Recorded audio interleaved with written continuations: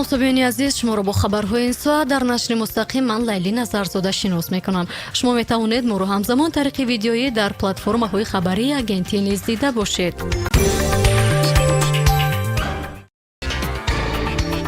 дар сафоратхонаи Япония дар душанбе бо иштироки сафири Япония Такаюки Миясета ва раисони ноҳияҳои Спитамину Тоҷикобод маросими имзогузории созишномаҳои грантӣ дар ҳаҷми наздик ба $244,000 баргузор гардид.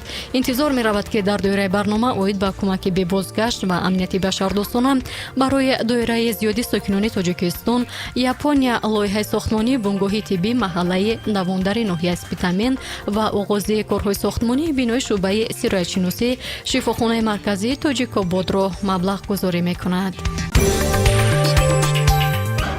додгоҳи олии мамлакат як сокини шаҳри Ҳисоро бо иттиҳоми таҷовуз ба номуси духтарбачаи 12 сола барои 12 сол равонаи зиндон кардааст.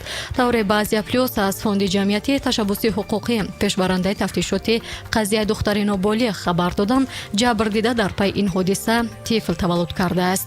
боиси таъкид аст ки қаблан истиқоматкунандаи 42-солаи Ҳисор Ҳусниддин Абдуллоев барои содирнамои ин ҷурм ба муддати 5 сол аз озодӣ маҳрум гардида тибқи қонуни афв мустақиман аз толори суд озод гардид. ҷомеаи шаҳрвандӣ ин ҳукмро эътироф накарда хостори маҳкум шудани ҷинояткор гардиданд. дар натиҷа ҳукми қаблии додгоҳи Ҳисор аз ҷониби додгоҳи олии мамлакат бекор гардида муайян карда шуд ки дар ҷараёни тафтишот ба хатогиҳои зиёде чашм пӯшида шудааст, иброз дошт судяи суди олӣ Шермуҳаммад Шоҳиён. дирӯз дар душанбе форуми сармоягузории Тоҷикистону Корея бо иштироки доираи 180 нафараи соҳибкорону савдогарони ду кишвар баргузор гардид.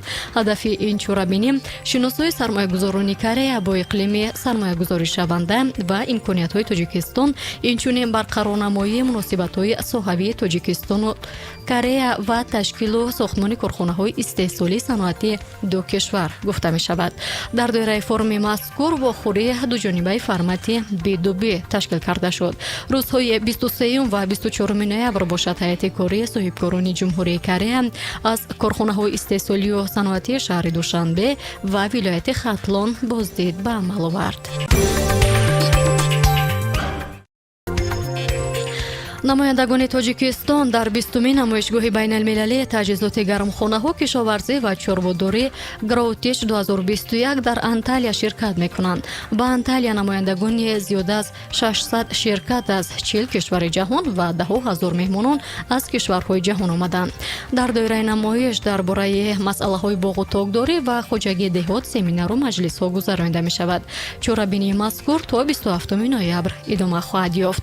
мутахассисони тоҷик тасмим гирифтанд ки бо ширкатҳои хориҷӣ тавсеяи равобити тиҷоратӣ ва иқтисодиро баррасӣ карда шарикони нав ва сармоягузоронро пайдо карда бошанд.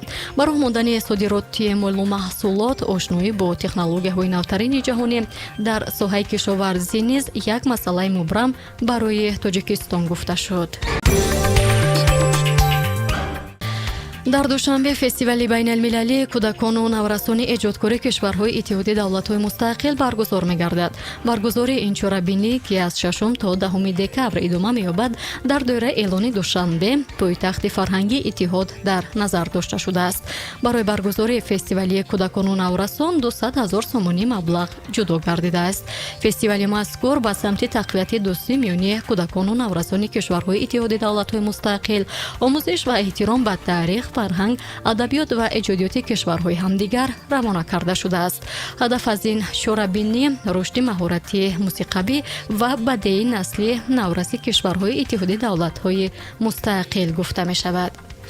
хуб, ин буд нашри ҷанбастии барномаи хабарӣ дар радиои Азия Плюс. шумо метавонед ҳама рӯза соати 18 шом пахши онлайни моро дар саҳифаи Facebook, Instagram ва YouTube низ дида бошед.